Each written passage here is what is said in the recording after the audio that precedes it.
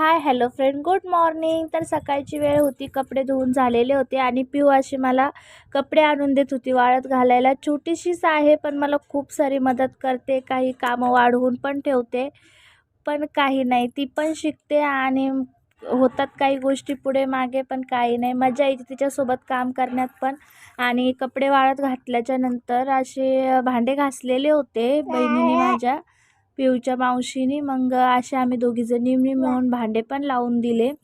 आणि राहिलेले जे कामं होते, पिऊला खायला वगैरे बनवायचं होतं, तेही मी बनवून घेतलं. पिऊला नाश्ता चारला आणि पिऊचा नाश्ता झाल्याच्या नंतर मला नाश्ता करायचा होता, तर मग मी पण चहा खारी अशी खाऊन नाश्ता करून घेतला.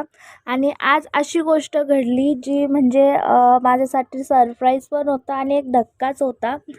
तर असंच पिऊच्या छोट्या मामाची मस्ती चालू होती, त्यांचं खेळणं चालू होतं. आणि खेळता खेळताच अचानक असं काही घडलं ना, मी कधी विचारच केला नव्हता.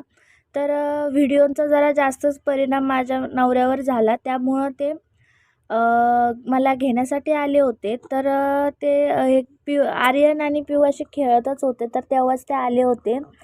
आणि अचानक आल्यामुळं मला काही सुचलं नाही काय करावं, आणि त्यांना असं व्हिडिओ वगैरे काढलेले आवडत नाही, पण मी गपचूप व्हिडिओ काढून घेतला.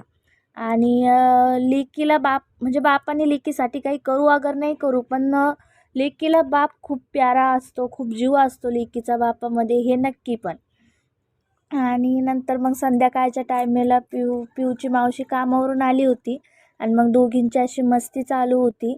पिऊचा तर खूपच जीव तिच्या मावशीमध्ये आणि मावशीचा पण खूप जीव तिच्यामध्ये. सो भेटूया